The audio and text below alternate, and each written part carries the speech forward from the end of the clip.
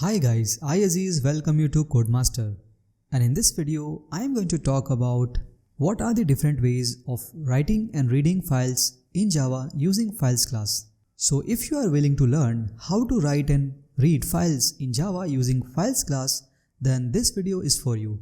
So make sure to watch this video till the end. So without wasting any time, let's get started.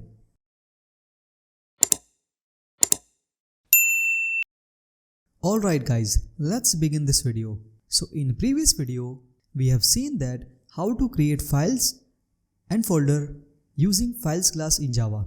So here you can see over here that I am creating a directory and then I am creating a file inside this directory with the name helloworld.txt.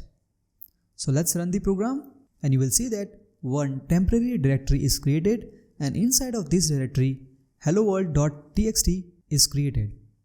If we open helloworld.txt, you will see that this file is blank. So far so clear. Now I will show you different ways to write files in Java using files class. Okay, let's see the first method. So let's call files, and in this class we have one method, that is write string method.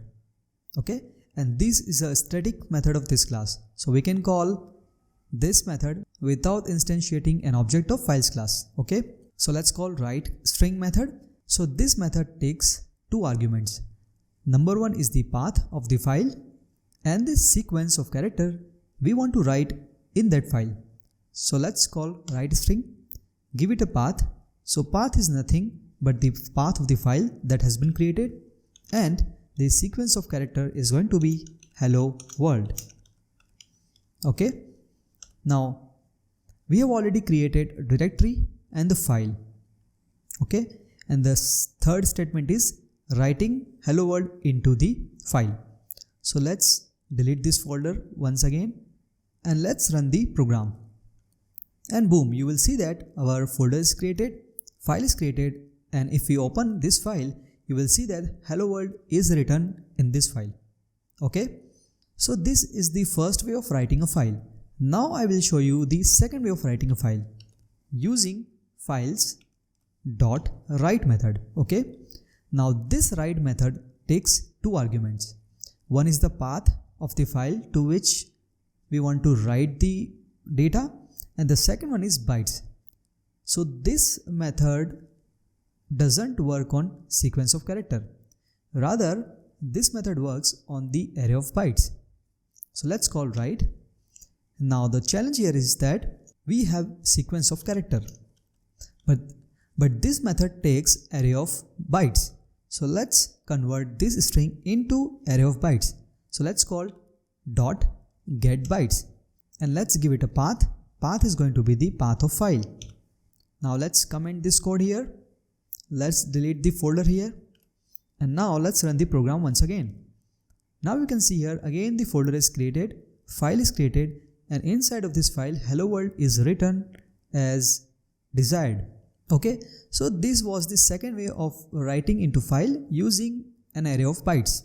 Now I will show you the next way of writing a file using files class, and that is using BufferedWriter. So let's use try resource block.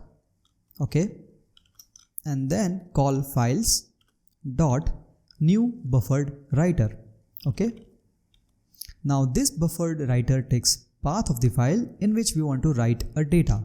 Okay, let's give it a path, and that is nothing but file.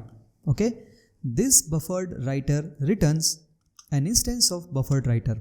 So let's use BufferedWriter. Let's give it a name, BufferedWriter. Okay, now inside of try resource block, let's call BufferedWriter. Okay, make it BW, BufferedWriter dot write. Now this write method takes a string as argument. So let's give it hello world. Now what is the reason of using try resource block here?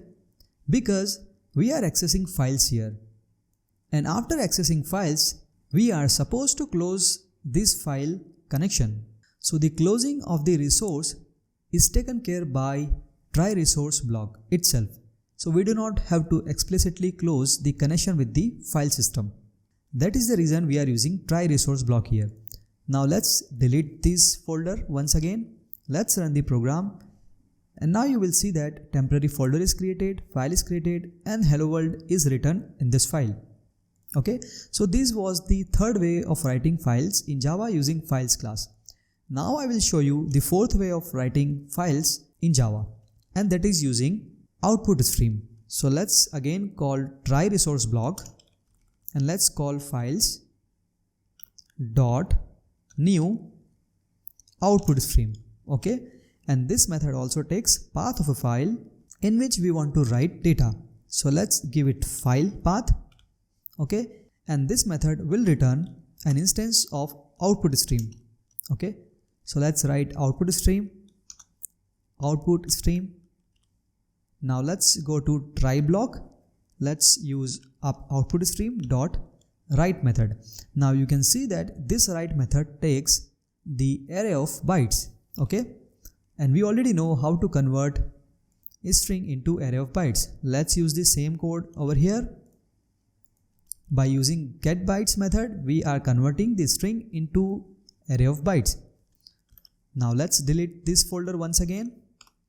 Now let's run the program, and you will see that temporary folder is created, file is created, and the hello world text is written in this file. So guys, these are the 4 ways of writing files in Java using files class. Now I am going to show you what are the different ways of reading files in Java. So let's delete this code over here. Let's uncomment this code so that we can write this text into the file. Now let's see the first way of reading files in Java. So let's call files dot read string. So read string method takes path as argument, and this method reads the content of the file in a form of string. Okay, so let's give a path to this string, and path is going to be the file path. Okay, and this method is going to return the content of the file in the form of string, so we can print that string on the screen. Okay, now let's run the program. Okay, so here we are creating a folder, then we are creating file inside of that folder, then we are writing that file, and here we are reading that file. So you can see that the file is perfectly read by the read string method, and it gets printed on the screen. Hello world.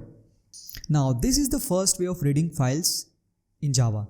Now let me show you the next way of reading files in Java, and that is using files dot read all bytes method. Now this method also takes path as argument, so let's give it a path. But this method is not going to return the content of the file in a string format. It's going to return all the content in the form of array of bytes. So we need to convert the array of bytes into string. So let me show you how can we convert the array of bytes into string. So first of all, let's call system.out.println. Now let's create the new instance of a string and pass this array of bytes into the constructor of the string class. Okay, now let's run the program. Before we run, let's delete this folder. Let's run the program, and boom, you will see that now we are reading the content of the file as an array of bytes, and then we are converting array of bytes into string and printed on the screen. So this was the second way of reading files in Java using files class. Now the next way I'm going to show how to read a file using BufferedReader class. Okay, so let's quickly call try resource block once again. Okay, let's call files dot new BufferedReader. Okay, and this method takes path as argument, so let's give it path. Okay, and this method is going to return an instance of BufferedReader. So let's call BufferedReader. Okay, let's name it BR. Okay, now let's go inside of this try block. Let's call BR dot. Now it has read method and read line method. So let's use read line method. So what it does, it's simply going to read the first line of the file. Okay, now let's give the output of br.readline into the system.out.println. Okay, now let's delete the folder and run the program. Now you will see that again we have successfully read the content of the file using BufferedReader. Okay, So this was the third way of reading files in Java using files class. Now I will show you fourth way of reading files in Java using files class, and that is using InputStream. So let's again call try resource block, okay, and let's call files dot new InputStream, okay. This method takes path as argument, so let's give it file path, okay, and this method is going to return an instance of InputStream. So InputStream is, okay. Now let's call is dot read all bytes.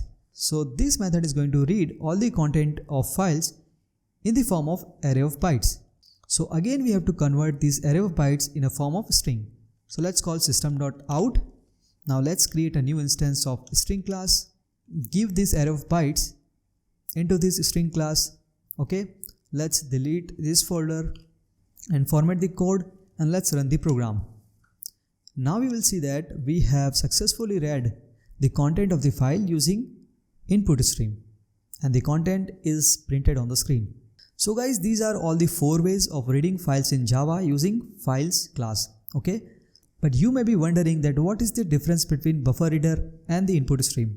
So guys, BufferedReader basically reads all the content of the file character by character, but InputStream reads the content of the file byte by byte. So this is the major difference between BufferedReader and InputStream. Similarly, if I talk about BufferedWriter and OutputStream, the major difference between BufferedWriter and OutputStream is that BufferedWriter write the content in the file character by character, and OutputStream write content in the file byte by byte, okay. So basically in Java we have 2 types of stream to read and write files. One is character stream and one is byte stream. So these 2 streams are used by BufferedReader, BufferedWriter, and InputStream and OutputStream. So guys, by now I hope you understood really well that how to write and read files in Java and what are the different ways of writing and reading files in Java.